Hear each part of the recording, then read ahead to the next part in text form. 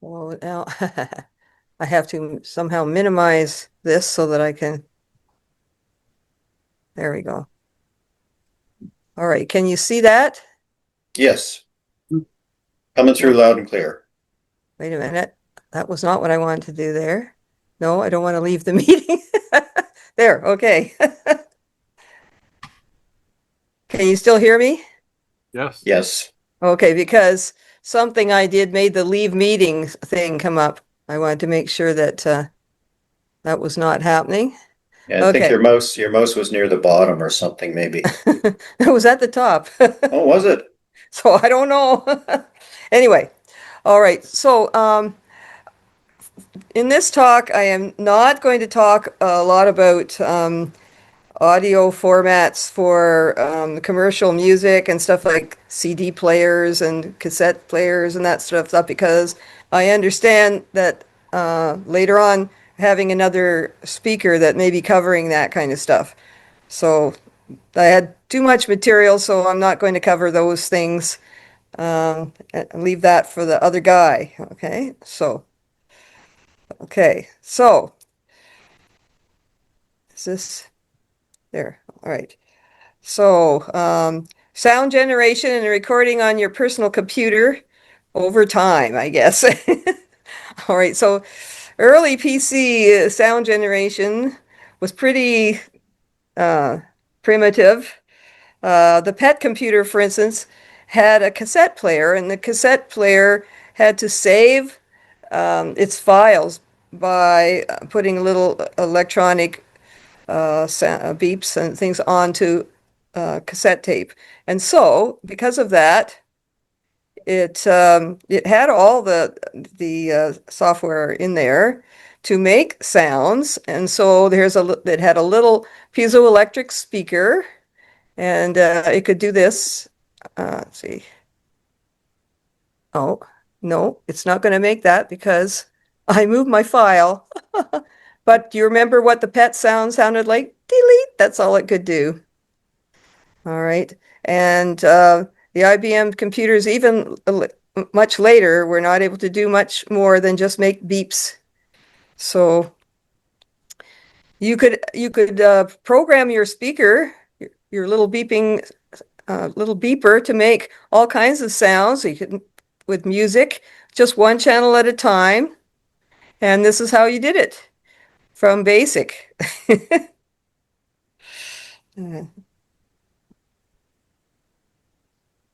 After the next generation of computers that came out had sound chips, and these are the SID chips there that you see up in the corner, and they were more complex because they could make a variety of waveforms, and they could make several notes at once, so you could have melodies and harmonies and things going on.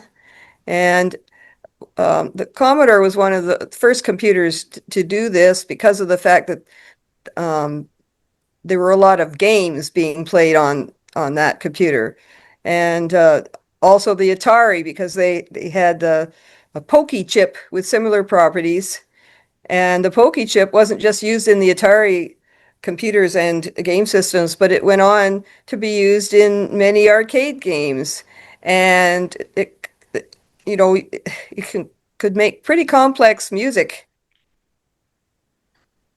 And you might be surprised to know that hobbyists are still creating music and game sounds for these same chips today. Dan and I went to the World of Commodore, and we saw a fellow there who was creating music for the SID chip, and he had used his thousands of dollars of high-end audio equipment to simulate the SID chip.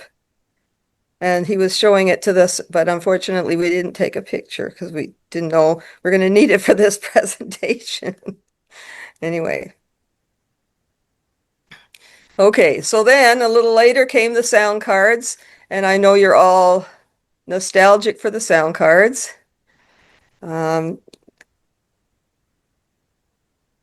One of the things that was good about those is that you could remove them and put in a better one. but because of that, they weren't all the same, and so you had that was the beginning of sound device drivers. The first sound cards that came out for PC were not sound blasters. They were Canadian ad-lib music synthesizer cards, 1987. And that design became the standard for PC audio production. And when the sound cards came along, sound blasters came along a couple of years later, they made theirs compatible with that.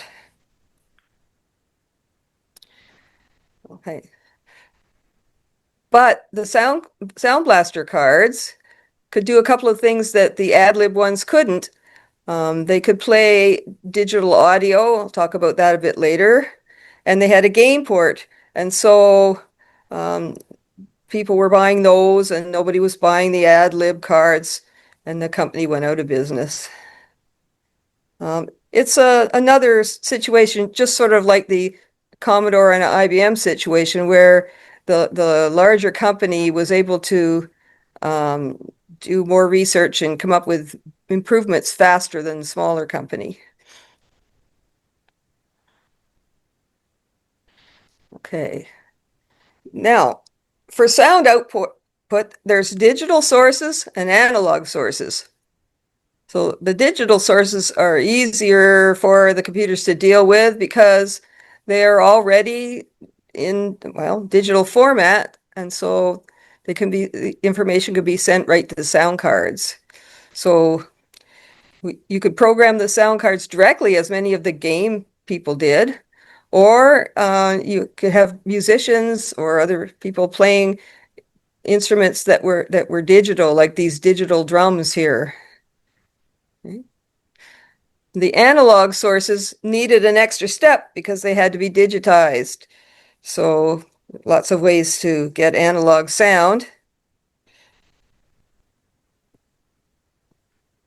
Okay. Now I'm going to get to pulse code modulation.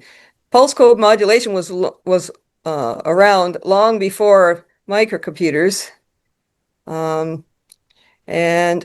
basically what was done there was very fast sampling of the audio sound sources, and the digital quantities kept track of. And you can see the difference there between the analog sound, which is a curve, and the digital is independent quantities. Each one is a specific quantity. So those were in use before computers were doing it, for audio tape, CD-ROMs, other things, even earlier than that. But the problem was, once these audio samples were done, they made very large files compared to the computer memory and storage at the time. For an example, on a CD-ROM, one song or tune on a CD-ROM might use up 50 megabytes of storage, and the computer had 2. Computers at that time had 2, so nobody was storing their digital files on the computers at that time. And so somebody came up with an innovative way to get around that. There wasn't space on the computer hard drives and in the computer memory for whole songs, but you could have little short pieces of digital information. For instance, the piano has 88 keys. You could have 88 little short sound clips, and then they invented something called MIDI, and the instruments that came out that had the MIDI standard in them, they didn't send digitized sound. They would send which note was played, how long you played it, and the advanced cases, how loudly you played it. Okay, and then so it was in very small files, and therefore you could hook a electronic piano up to a computer, and you could save its output as a computer file, which could be played back later without overstressing the computer. Okay, but one thing that happened there was you could really substitute any digital file. So when you're playing your piano, it didn't really have to sound like a piano. Um, I have a digital piano and it has a little card that I can put in, and if I play the notes, it'll come out like dogs and cats barking, so it could be anything. All right. Now, once the computers started to have a little bit more memory, there was digital music software, and it did not require any digitization of the music. So the musicians, I'm sorry, it didn't require digitizing of the music by your computer. Okay, so example, I had this piece of software called Band in a Box, and what it did was they hired musicians to play instruments and recorded all the digital sound clips, which they would store, I believe, on a CD-ROM, and then uh, the musician would say, "Well, I would like to have a song, and I want a guitar backing me up, and then some drums." And so they would indicate how long each chord was to be played, and what time signature. And then the Band in the Box software would create for them a virtual band. And so they could use it for practicing, or they could play it behind them while, sort of like karaoke, while they're doing their one-man band performances. So another type of software that came out at that time, that because it didn't require digital input, was sheet music software, like this one. This is Finale. The early version was called Print Music, and this one is a little bit later. I think that's maybe from 2013, maybe. Anyway, um, so the musicians would just use their mouse and put the notes onto the screen, and then the computer sound, digital sound, would play the notes back for you. And the early versions, when they played back, they were kind of mostly pretty beepy sounding.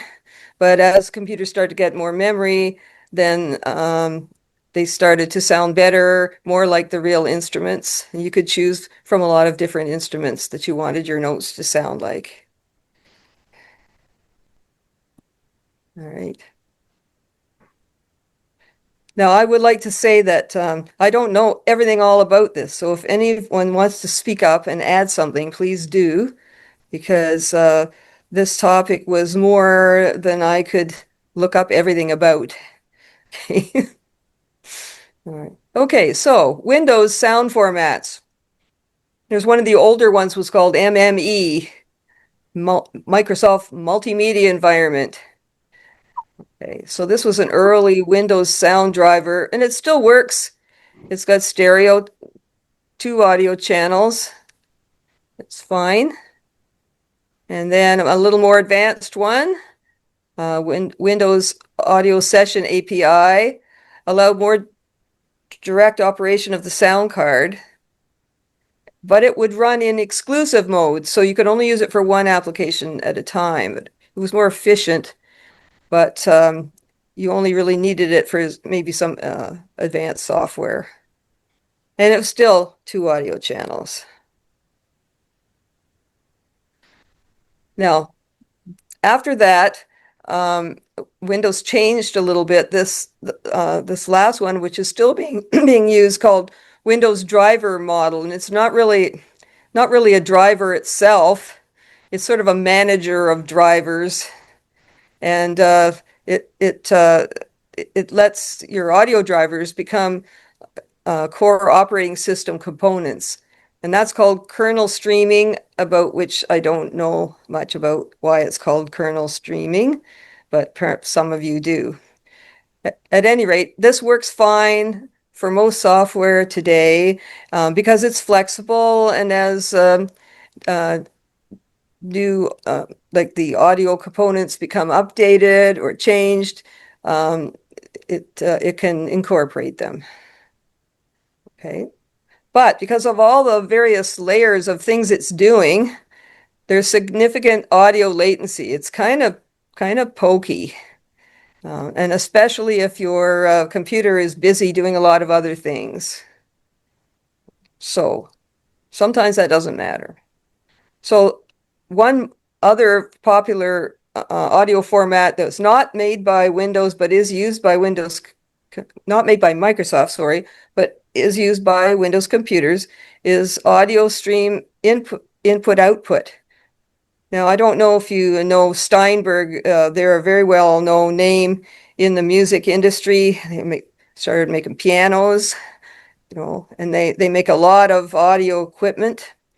And so they developed this standard audio stream input output, which is pretty well used by all of the sound engineers and sound hardware developers now.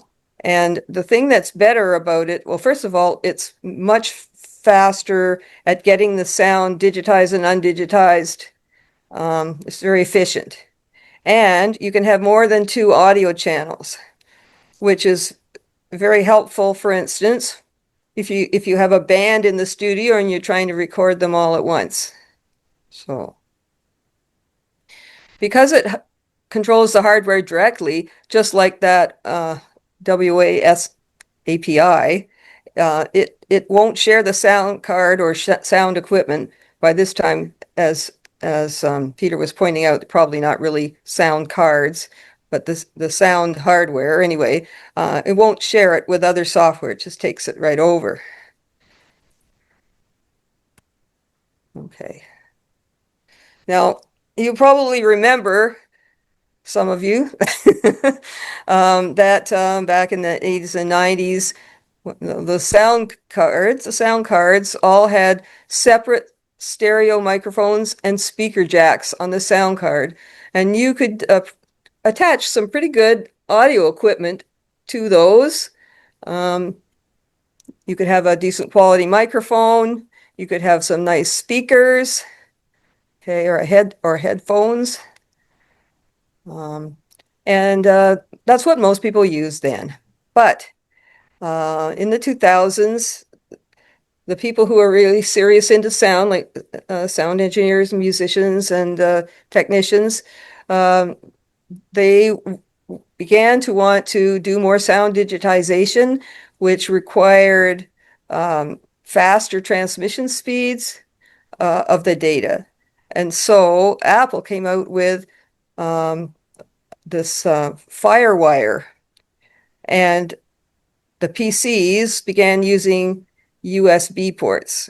So FireWire had a significant advantage over the USB because it could have two-way transmission. It was faster and more accurate.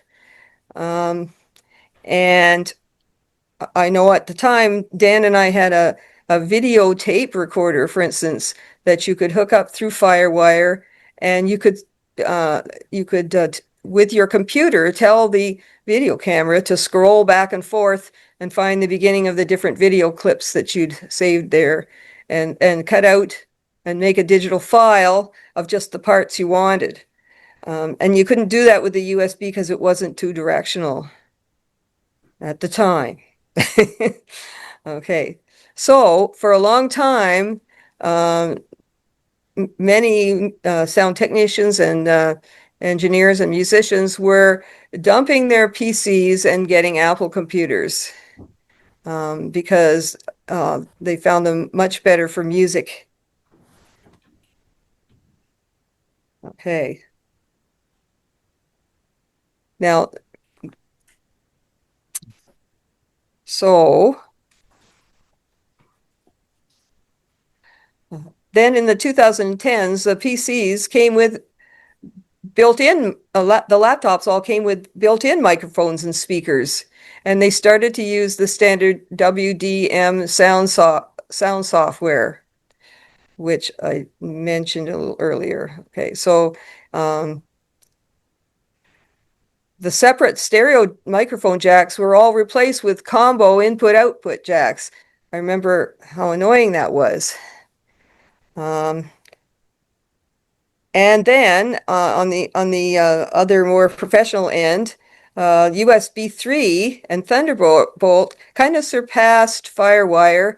It overcame the limitations that their earlier versions had, and it allowed for less expensive peripherals, which meant that most computers no longer had FireWire ports. And for a while, you could order them in or put them into slots or things like that, but it became harder and harder to find computers that had FireWire ports. So everyone had to buy new stuff. You had to get combo headsets instead of separate mics and headphones, or people could use USB mics. I know Dan bought this little gadget that would plug into your audio, or would plug into your USB, and then it had a microphone jack and a headphone jack, so the little adapter, and all those FireWire tape video cameras kind of went out of use because you couldn't download the data from them anymore. Anyway, so this is the beginning of the hardware companies making you buy new stuff. Okay. Now, because I'm a musician and I do some recording and some playing over the internet, audio latency is a big concern for me. So I'm going to say something about that. Okay, so audio latency is the time between when the sound occurs and when you hear it. So about one millisecond per foot. So if you're sitting on the other side of the room and you're talking to someone, it's taking maybe 10 or 12 milliseconds for the sound to get to them, and the same amount back the other way when they answer. So people are quite used to dealing with slight amounts of latency because you're hearing it all the time. If you are in a big concert hall, for instance, and you start to hear the sound echoing off the walls, and it's starting to be like very difficult to hear because you're hearing everything twice, and that's because of the audio latency. It actually gets doubled when it travels to the wall and then back from the wall to you again. So, all right, but that's only in air. Once the sound is digitized and in the wires, it's much faster, really, really much faster.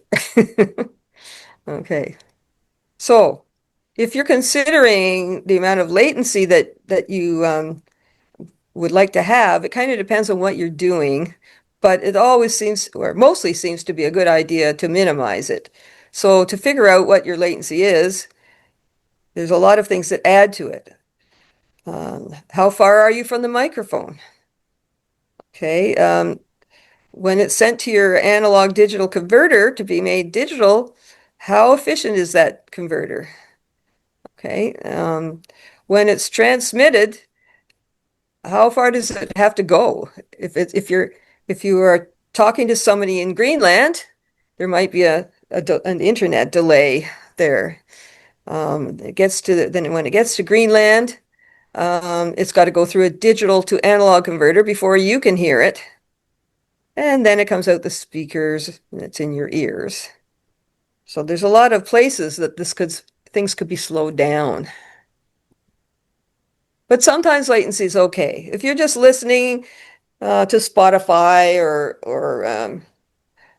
watching a video and listening to the sound with it, you don't really care if it arrived at your computer and you didn't hear it till 5 seconds later. Doesn't matter. Okay, as long as you hear it all nicely timed. And so, because of this, the software puts in some delay. It's called buffering, and that stops it from jittering around or having little pauses in it.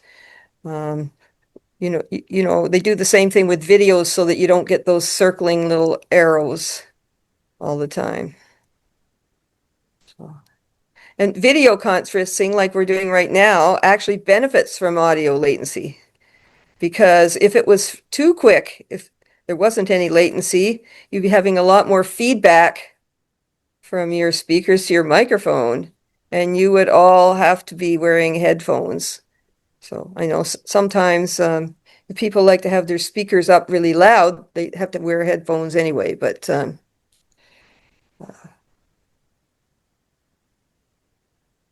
I'm sorry, their microphone up really loud is what I should have said. Okay. But sometimes latency is very bad. If you're recording music or other live sound with multiple tracks, it can really be a headache. So I'll give you an example of that. This picture here, it's got two tracks. The first track is a guitar track, and I recorded that guitar track, and then I think I slowed down the ending and had it fade out at the end. Okay. Anyway, so now I've got the guitar tracks, and what I do is I put my headphones on and I listen to that guitar track, and I recorded a fiddle track. Now, if there's a lot of latency, then by the time it gets from the computer to my ears and then I play it, then when I play it, it's going to be late and it won't sound right. It'll be all out of time. And so you want to make sure that there's hardly any latency in a situation like that. Okay. Now here's another situation. Here's a picture of a big music hall, and I think it's Radio City Music Hall, in fact, here. And you see those things hanging from the ceiling? They're speakers, and there's more speakers in various places. But the speakers aren't all the same distance from the musicians. And they're not all the same distance from the members of the audience.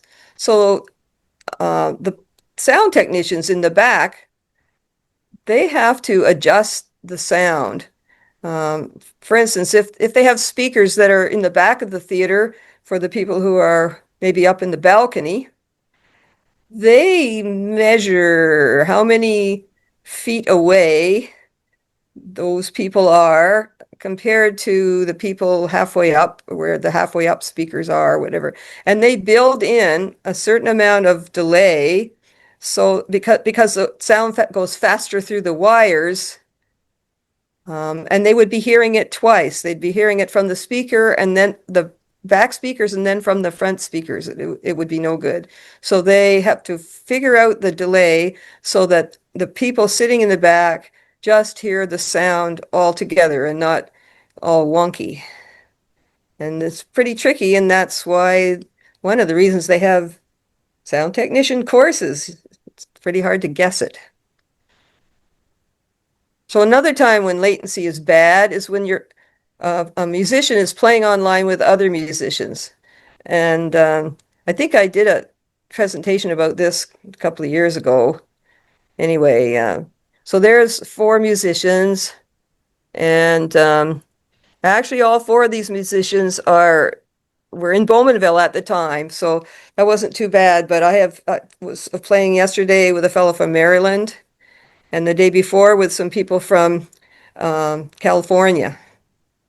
And you really need to keep the latency as low as you can. Now, sometimes if you get too far away, it's just impossible to have a good experience, just because the internet, no matter how good your equipment is, the internet just can't send the sound that fast.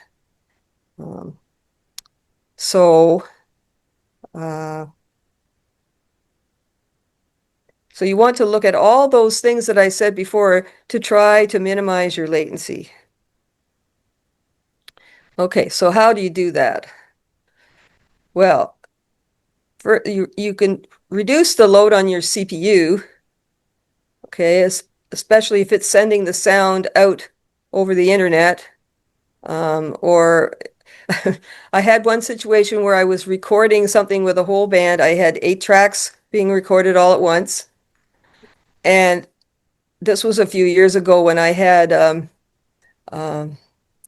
can't remember what the name of the uh, virus checker it was, but at any rate, it was one that liked every now and then to scan your whole hard drive to see if there were any viruses. I forgot to turn it off, and it decided to do that right in the middle of my recording. And so when the recording was finished, as the 8 tracks went down, each one was longer than the next one. It was totally unusable, just because I overstressed my CPU. Now, computers these days are quite a bit faster, and that probably wouldn't happen. And besides that, you can tell your computer to do those things in the middle of the night, But I learned something from that. Okay. Now you can use a dedicated audio interface, and I'm going to talk about those. It's sort of like a sound card. You can use an efficient audio driver like the ASO IO that I mentioned. And there are adjustments you can make to your audio sampling and buffer settings. So the more samples you take, the better your sound is, but the longer it takes for the computer to do it. And the bigger your buffer, the smoother your sound will be, but the later it will be. Now, if you're using the internet, it's important to use Ethernet and not Wi-Fi. Wi-Fi has terrible latency compared to Ethernet. And if you're connecting up some hardware connect up your hardware physically, not with Bluetooth. If you use Bluetooth headphones, for instance, you'll hear everything quite a bit later than is necessary. Does anybody have any questions so far? Are you still there?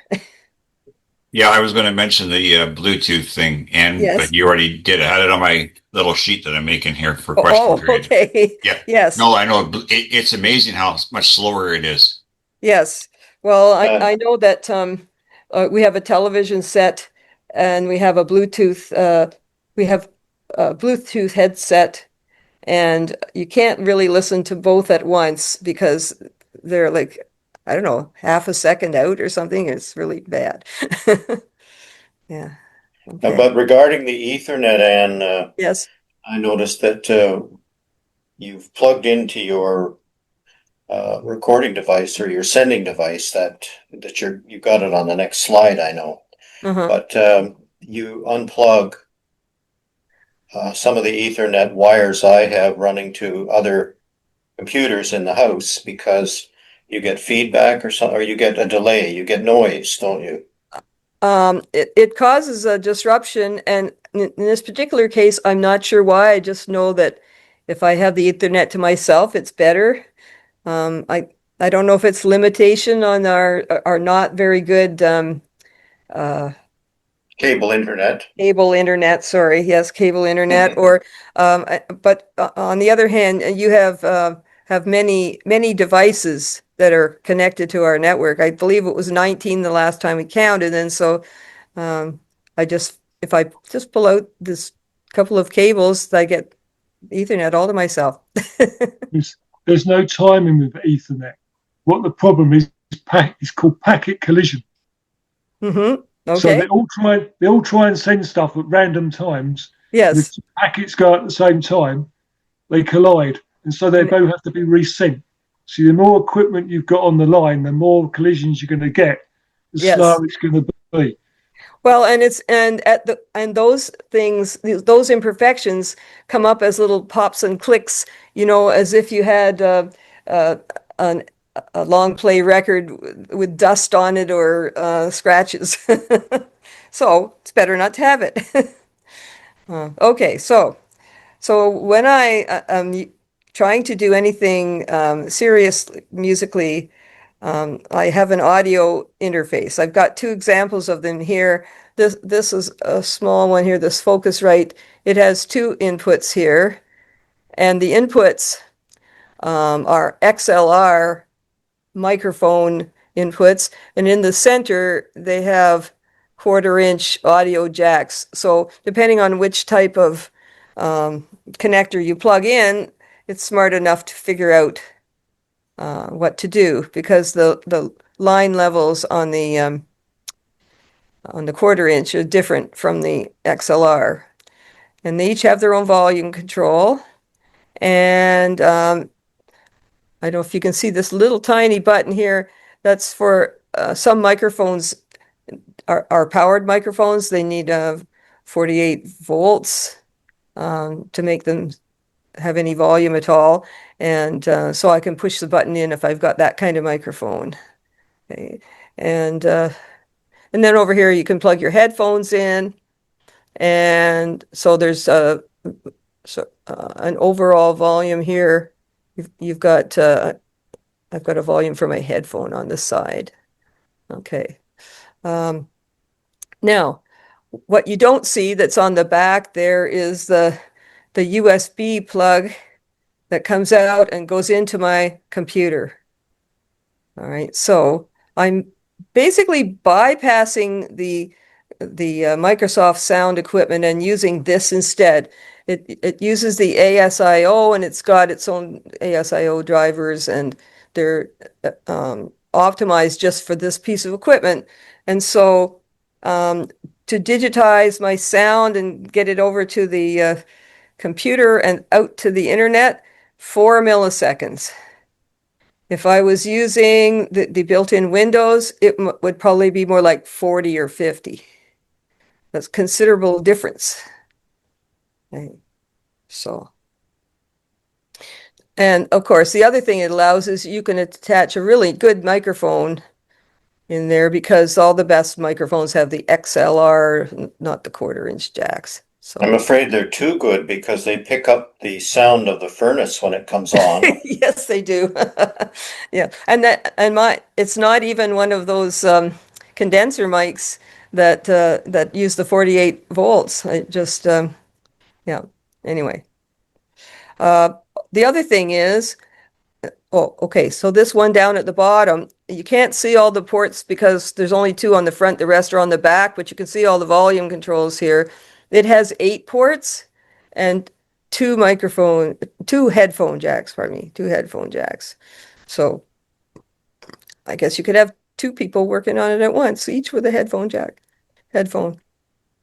And so if you have a lot of people there and you're recording all at once, or another thing that happens with me, and even with just me by myself, I might have 2 or 3 cables coming out of the back if I'm going to switch instruments. I get it all set up in advance. Each one is at the correct volume for that instrument. If you had, for instance, an electric guitar plugged in or something like that, and then maybe you've I've got my mandolin with a microphone and my voice with a microphone in the front, so you don't have to keep unplugging and replugging and changing all the settings every time you switch instruments. You can have them all set to go, or you could have longer chords and then have other people in the room playing at the same time. So, okay, so now to do the recording, once people started having equipment that would digitize and save the files in a reasonably good way, they started using software called digital audio workstations. And this one that I've got here is Audacity. It's been around for a long time. They keep improving it. There are a lot of better and more sophisticated ones, but the nice thing about this one is it's easy to use and it works fine. So, And it's free. It's free, oh, isn't it? yes, and it's free. So there are some that you could spend your life and not learn figure out all the options. But at any rate, if you just want, if you're making a podcast, for instance, and you want to uh, just talk into a microphone, play with a couple of instruments. It's actually pretty good. The editing tools are not as sophisticated as some of the other ones, but you can change the volume. Suppose that you've just uh, made a video and you've made an audio track to go with your video, and you listen to it, and in a couple of spots you realize you just leaned in too much to the microphone. You can go to that spot and turn it down, that sort of thing. Somebody coughs in the middle, you can just clip that out, sort of thing. Okay, so I think a lot of people have used this. I know some musicians use it because one of the things you can do is speed up or slow down the music without changing the pitch. And so I know there are some musicians who use it for that, even if they don't record even if they've just stolen the clip off YouTube or something. Okay. So, and where the arrow is here that says audio setup. So if you just put this software onto your computer, it's going to use the Windows audio, the WDM, and it will not have very good latency. And you may not care of that if you're only going to record one track. You probably don't care. So that's what this is. It's one stereo track. Anyway, but if you wanted to do something, you needed the low latency. This is where this lets you say whether you want. This is set for MME, but you can set it for ASIO, and you can tell it which sound input and which sound output you want. Okay, and you can also tell it the sample rates that I was mentioning earlier. So if you're recording something that is going to go onto a CD or something like that, you have to use the sample rate 44100 because that's what it's expecting, and it's no good to have better latency if the CD player won't play it. So you have to leave it at that. The more commonly used one for recording is this 40. Where is it? It's set for. They're both set for 44, but 48,000 is more common 44.1, these so it's days. Nyquist sampling, 22K. Could you say that again? It's 44.1 kilohertz, There you which go. is 22K frequency, yeah? Uh-huh. It's Nyquist sampling, so it's the frequency has to be twice the frequency you want. Uh-huh. The other standard one is 44.8. There was a super CD. 44.1 and 26, 44.8. Well, I haven't seen 44.8. I've just seen 4800. So, Yeah. oh, what did I do there? I touched something. Sorry. Okay. At any rate, you'll notice that one time I was using two different pieces of software, and I neglected to put the same sample rate in each one. And when I played it in the other software, it came out like this. So, got to be careful what you're doing there. Anyway, also it lets you set the buffer size here, and so the buffer is to get rid of any hiccups, and you get better latency if it's set low, but if you set it too low, then you're going to have problems, because if there's errors in the sending of the bits, then it's got to resend them, and things could, anyway. So that's the reason for the buffer, is to smooth things out, and ideally you put it as low as you can without causing trouble. And it depends on the situation. If you're getting things over the internet, the internet's a little less reliable, and you might need to set it higher. If you're getting it from my wonderful little 4 millisecond interface there, it's probably not. You're probably going to be able to set it quite low because it's dedicated. It's nothing strange is going to happen to it in the middle. So. Okay, so this is Studio One. It's a more advanced one, digital audio workstation, and it works the same as the other one, except it's got a lot of features for manipulating the tracks once you have them recorded.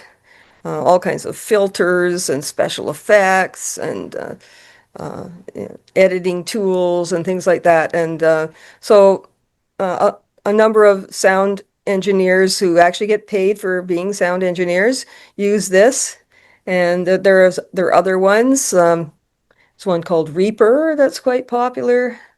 I can't remember the names of all of them, but at any rate, the trick about these is they do take quite some time to learn. It's like when I first started to learn Microsoft Publisher, it has a lot of features, but it worked totally different from the previous desktop publisher I was using, and it took me a long time before I figured out how to use all the features. So if you're just going to do a little light editing and light recording, the Audacity is fine. And if you really want to get into it, you probably want to pick one of these audio workstations and stick with it. Have you seen one called Isotrope? I have heard of it, but I haven't seen it. Have you used it? I'm not that rich.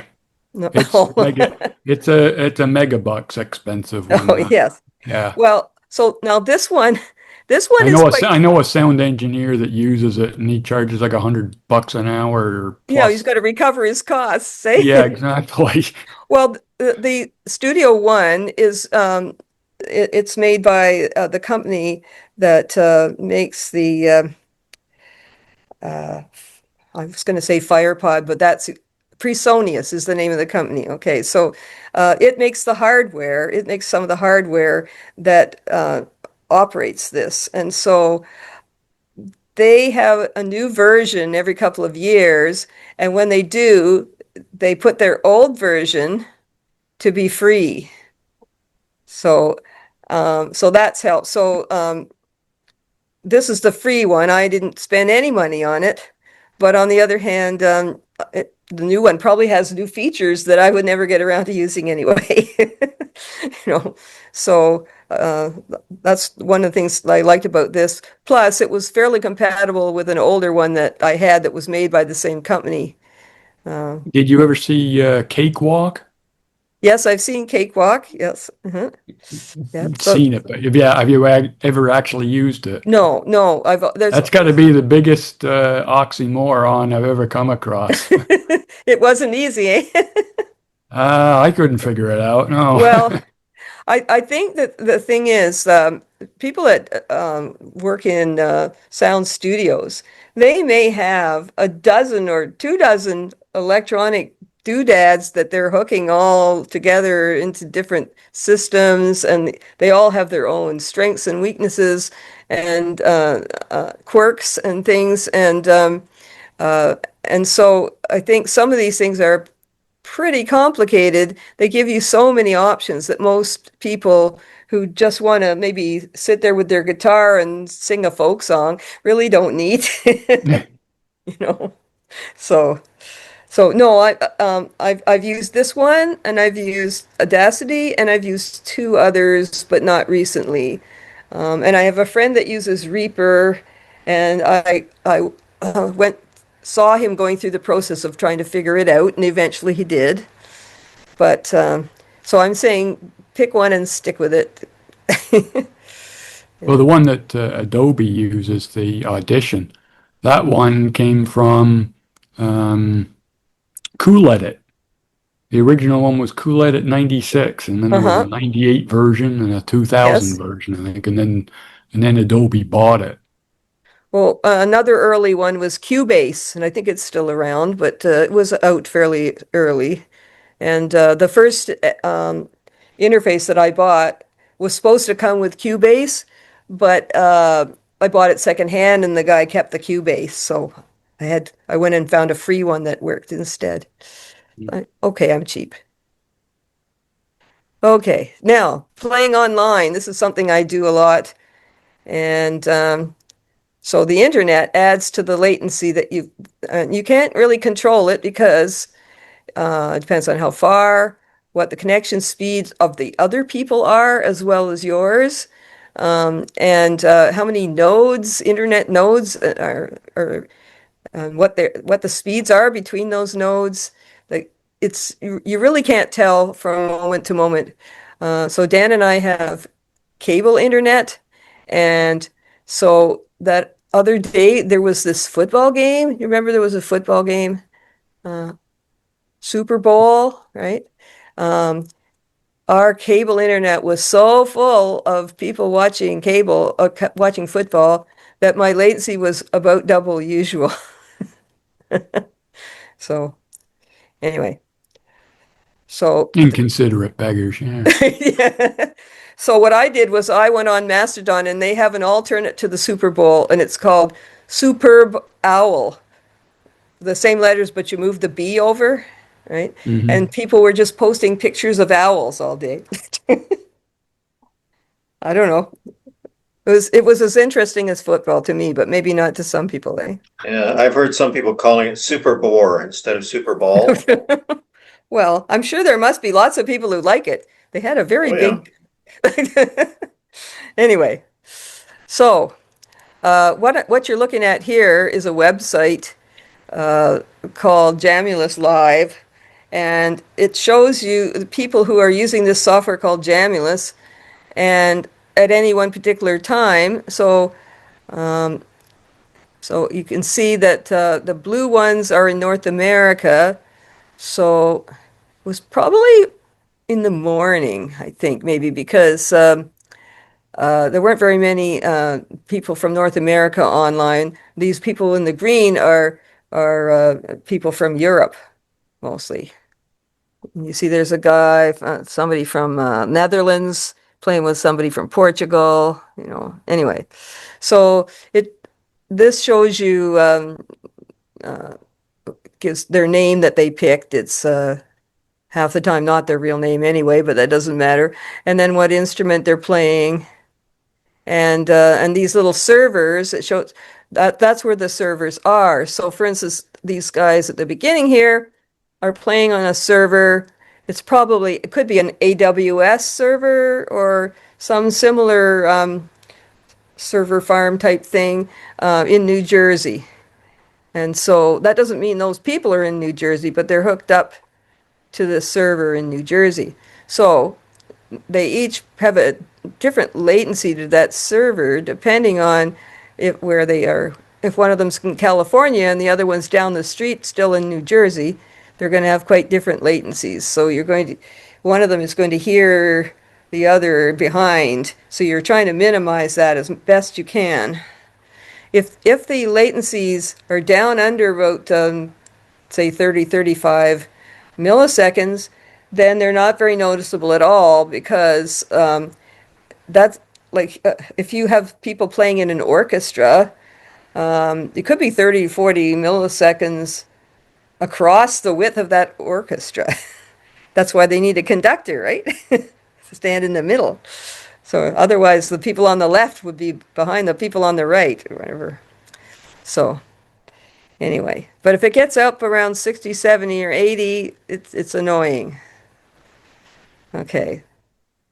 So you can see right here, my ping was to that server was 18 milliseconds. My total delay is 64, and that's not good. Usually I get better than that, maybe closer to 40. So.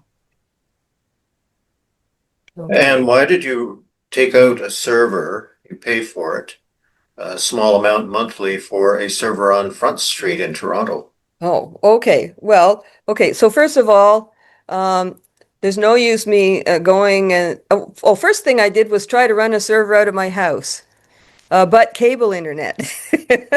It was terrible because my ping was 13, and then the ping, it's if people are coming in, it's twice that, so it's 13 each way, right? So it added 26 right on the top before any before any wider internet was considered. It just didn't work. So uh, by taking out that one that's in Toronto, it was costing me $4 American. So I don't know, maybe 550 or something Canadian a month. And it was also interesting because when I rented this little space on the server, I had to set up the server running in Linux. So that was my excuse to learn a bit of more Linux, which I keep meaning to do and never get around to. So I learned enough Linux to install that server and get it running and set up, I don't know, little messages welcoming people, that kind of stuff. Uh, and so, but my friend Gary, who lives in Toronto, his ping to that server is 3. If I was running this out of my house, even if I did want to keep my computer running all the time there on the internet, then it would be like 30. So that's why. If they always set up these big server places near a trunk line or someplace where they're going to get lots of throughput, they know what they're doing. Okay, so yes, so you can improve your latency by lowering the sample rate, and you shouldn't do that when you're recording music that you want to do anything with, because it won't be compatible with other people's music. But if you're just playing online, that stuff is only happening during the moment that you're playing, and then it's gone. So you can lower the sample rate quite a bit and lower your latency. You lower it until it starts to sound bad, and then you bump it up a little, right? So.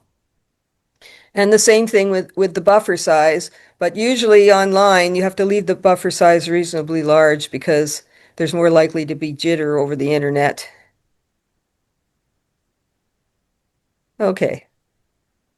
Now, I don't know a lot about Linux, but while I was looking up other stuff, I came across a few things, so I thought I might as well throw them in. Most of the information is also relevant to people using audio on Linux, except for those specific Windows drivers and cards and things like that. The ASIO works fine, but not all the hardware and software has been designed to access it through Linux.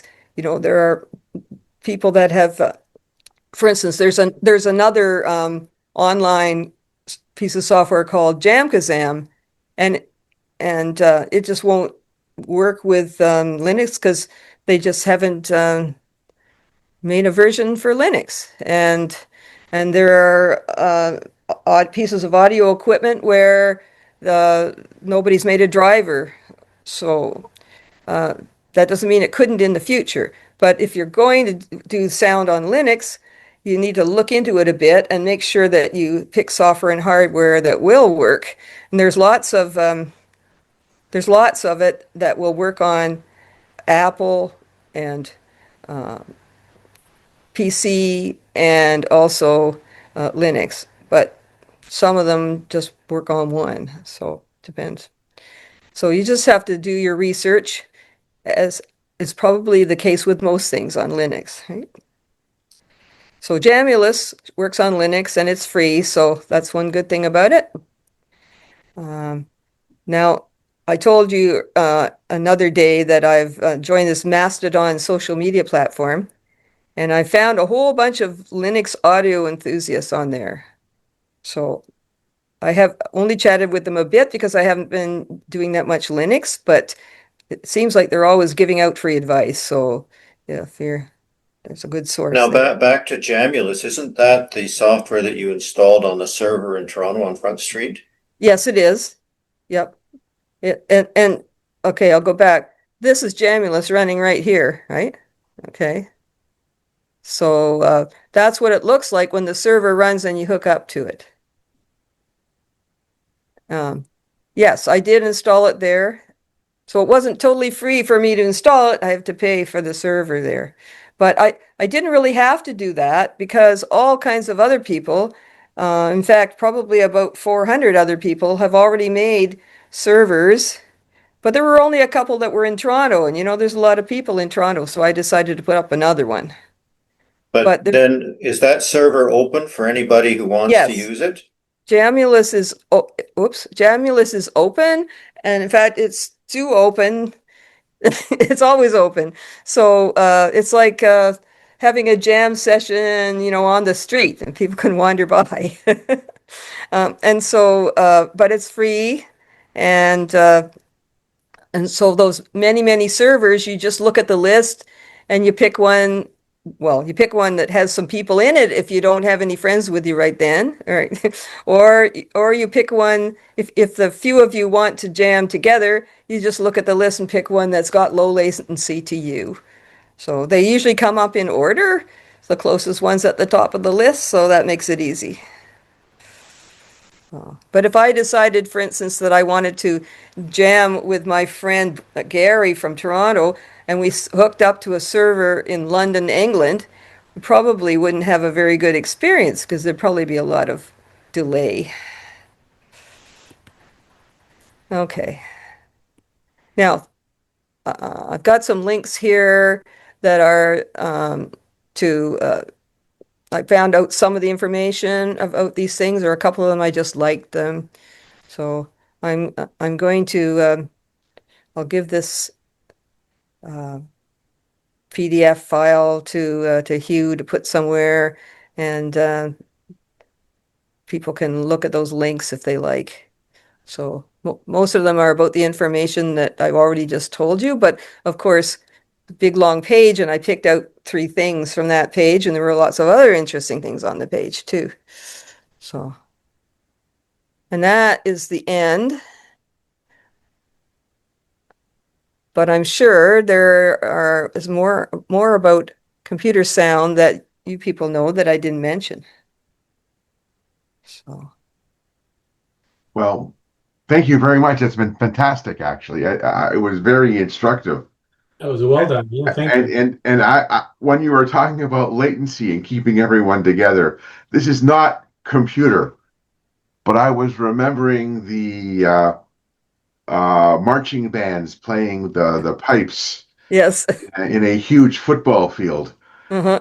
a soccer pitch, and when some of the players are on one side of the field and the other players on the other side of the field, Uh-huh. the delay can go well over 100 milliseconds. Yeah, that's right. At the speed of sound, it takes almost 300 meters per second, 100-meter field. It's almost a third of a second to get from one end of the field to the other.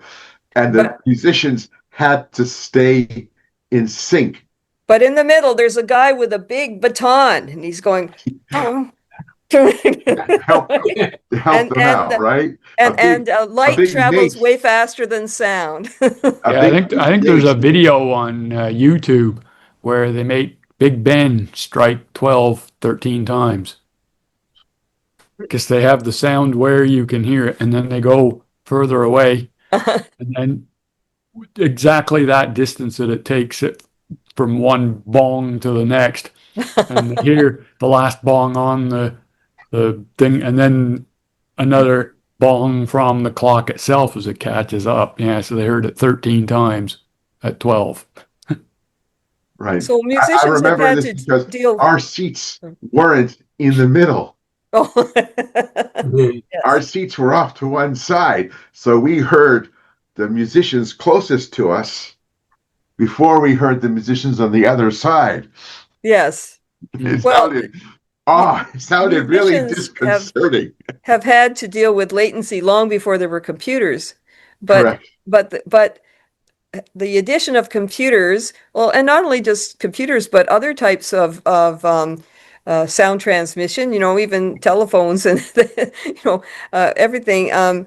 Those electronic things have added to the complexity because sound travels one speed in air and other speeds, Five another times speed in faster in the water. water. Yeah, 5 times faster. Yeah. Mm.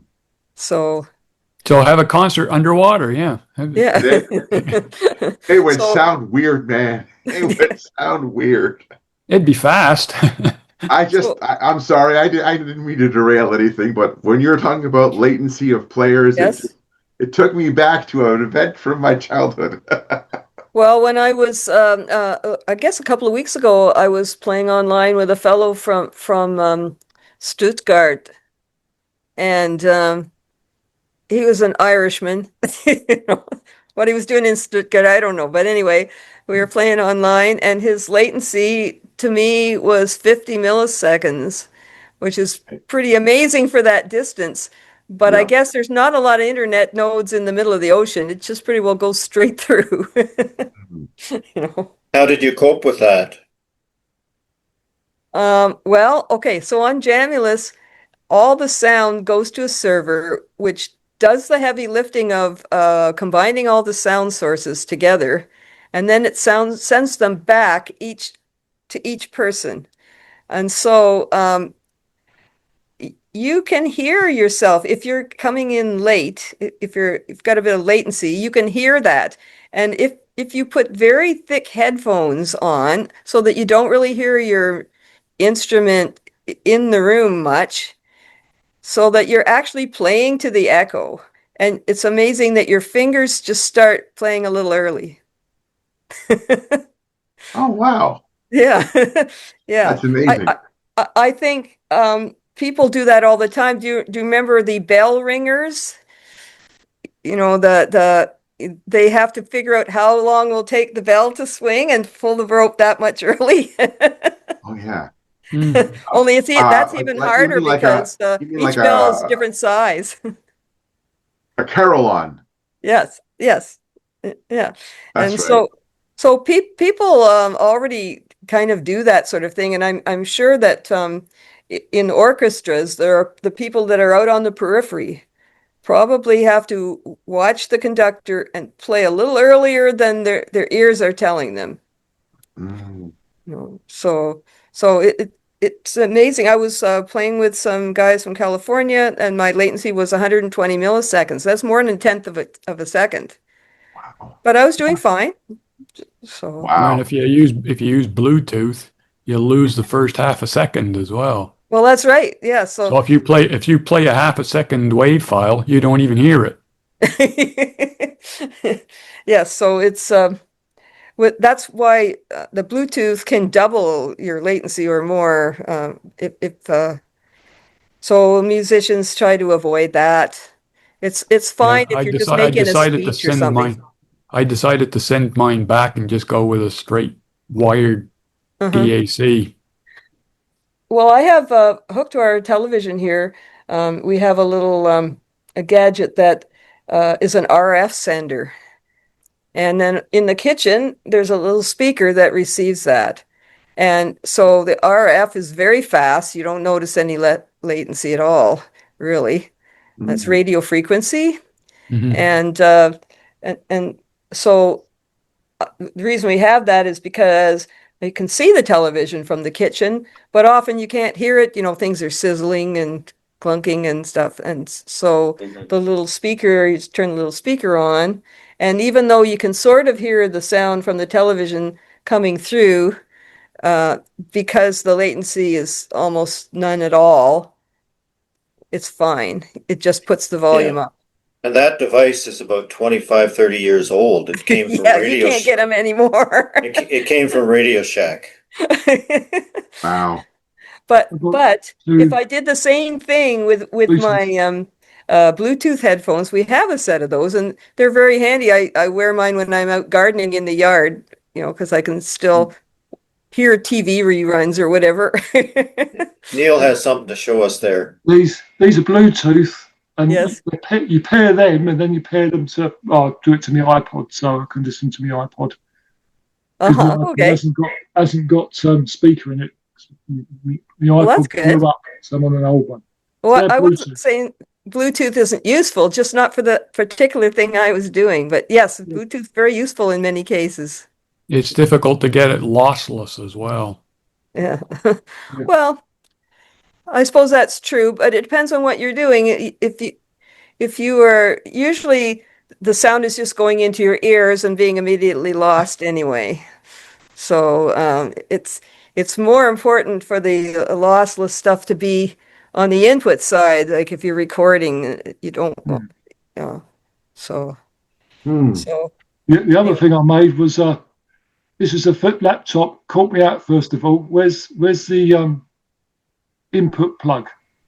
I've had a headphone socket and it was combined, so I made my own. So it's like a 4-pin socket, Uh-huh. two jacks, so that splits it back out Yes.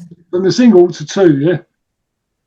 And the other things I got was I bought a new Chromebook because after a while Chrome doesn't update, so it says you need to change your computer. So I bought a new one. There's no Headphone jack. Wi-Fi port in it. There's a headphone jack. Yeah. Oh, okay, good. There's no Wi-Fi. There's no Ethernet. Ethernet port in it anymore. RJ45. I had to buy another one. Yeah. Yeah.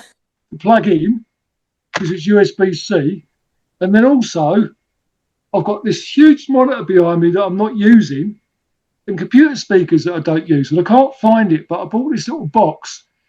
You plug the HDMI in one side, and the HDMI cable on the other side Yes. to the monitor. You bought a new Chromebook. It just kept going and going and going and going. So you just ignore could have the bought a new video computer.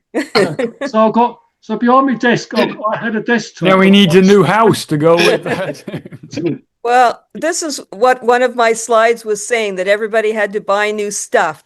Yeah. They keep changing things. There he is right there. Oh, the USB cables plugs are a different shape now. You have to buy a new cable. Yeah. Yeah, now there's Thunderbolt 5. Yeah. Yes. Yes. So, yeah. Anyway, I'm sure there's some aspects that I didn't cover, but that was You're banned in a box. yes. That's exactly what the AI is now. I want a guitar. I want drums. I want this. Yeah. Yep. And we're supposed to think this is new. It's not new. No. It's just a rework of It was yeah. $59.95. Yeah. It's still in the box on. It's still in the box on your shelf. Yes, I in the didn't box, really it's still in use the it very box. much because I didn't want to do karaoke or go be a one-man band or anything. So I mean, I tried it out and it was interesting, but I didn't really use it much. But someone else might have used it a lot. Just yeah. But yeah, that's what the AI is doing now. So yeah. It was a Canadian company too. A lot of Apple users seem to use a lot of the old DJs seem to use Apples for some reason. There's some garage something or something they use for their DJ. Yes, GarageBand or yeah, something like that. Yes. So Seems Apple seems to be more audio than PC. So the thing is, there are musicians who like to read music, and then there are some that don't. Okay, and so if you don't read music, then these ones that give you the sheets and you put the notes on are useless to you. So you're quite happy with ones that have a little colored blob for a bee, or something like that. Let's draw, more visual sort of, okay, I want a nice long drum roll, so I pick drum roll and I stretch it out to here, that kind of thing, right? So yeah, and that's what it does, and it can be very good, especially for like a rock band or something like that. So if you want some special effects, that so there are so many of those pieces of software, and everybody swears by the one they like. That's true. Yeah. But the Band in the Box was an early one. Yeah. And in fact, they had a version for Amiga. Oh, wow. So, well, you have to remember that Amiga was quite advanced with sound and graphics at the time compared to the PC. They were using it for TV productions as well, for Yes, the news yes. on the CBC. Uh, Wow. I remember going down to one of those, international computer show, probably Toronto Computes or something like that. And they had the Amiga set up there with a video camera attached in through one of its ports, and they were showing backgrounds where they could show you in front of the background playing a musical instrument that wasn't there. Like you could see Oh, yourself. virtual instrument, was it? Yes, a virtual instrument, and then and somehow I don't think anybody else was doing that at the time. That you could do that at a speed and efficiency that you could do it live like that. So the rendering. When Or you were mentioning about the band in the theater, I wonder how long the latency be there. that's quite a big theater. Hmm. This is Massey Hall. Uh-huh. Yes. Yeah. So it was Oh, Billy the Rodeo barn. live at Massey Hall. Well, you just figure Yeah. you just look and see how far it is to the back, and Yeah. it's 1 millisecond for every foot, or 3 for every meter, if you like. So yeah, so like you said, everybody at the front would hear the band before the balcony did. That's right. Well, Well, what about when they first opened up the Sky Dome when they started having concerts in there? And then they wondered why it sounded so terrible. I mean, that's like dropping a hammer on your foot and wondering why it hurts. yeah, it was all reflecting off the roof and off everything. And anyway, but see, it depends. If you're having opera and the singers are just really loud, then you don't need speakers, so you don't have that issue. The people at the back will hear it later, but they won't know, you know. And but if you have people with microphones, and then you've got to have speakers. If the hall is too big, if you put really, really big speakers at the front, then it blasts the ears of the people at the front. Right. So they put some speakers at the front, some in the middle, some near the back, and that's when you have to have that balancing. Hmm. Or the Cinesphere. Have you seen the speakers behind the screen there in Ontario Place? Hmm. I've watched a couple of movies there. That was very good. Yeah, well, they have a thing where I know they make the screen transparent so you can actually see all the speakers that are behind the screen. Absolutely Yeah. incredible. Wow. No, I've never seen that. Yeah. I've been in a room which is designed for testing EMC, and all the walls and the ceiling and everything was covered in like these long pyramids made out of foam rubber, all painted. Oh, the get rid of, anechoic chambers. Yeah. yeah. We visited one of those to get once. rid of stop any EMC generated. You walk in there, and there's no echo. There's no the sound. Oh, it sounds weird. Or it doesn't sound. It's weird that it doesn't sound. It Uh-huh. absorbs it. Yeah. So there's no reverb. Well, our club, not that Yeah, I was long just going to ago, say that. I was just going to say that, Ann. Yeah. had a trip to the Durham College. They have one of those rooms there, and we went actually to see the wind tunnel, but the wind tunnel they couldn't open it that day, and so we had a tour of the rest of the place, and that's one of the places that we went to was a chamber like that. Yes. It was And eerie. didn't they say they dare people to sit in that room for hours and see if they go crazy? Then they made a movie of it called Altered States. Oh, Yeah. So it was quite an interesting trip. That was a good one. Yeah. Well, it was one of, and I recall we had a wonderful time at the pub afterwards. Well, I thought it was good at the pub. Yes. We need to go to more pubs. Well, if they would only just have more computers. Argument for me. that was the Canadian Brewing Company. Yeah. Yes. Now they're awesome. Hmm. Yes. Mind you, the Jay's Kitchen we went to after the Tank Museum was also pretty good. I missed that from breaking my foot. Yes. Ah, pity. Yes. But actually, I've been in there before, but not with all kinds of cool computer guys. There you go. What cool? Which ones? Which ones? Where? No, I think the last time I was there, they were having a ukulele meeting in the back room.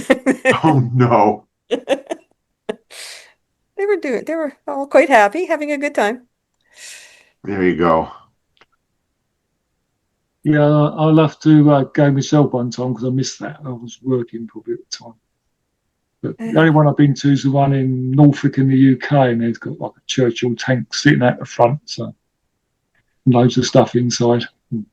It's all pretty interesting how these people used to fight in these things that was like claustrophobic, really, and bits flying backwards and forwards, and Oh yeah.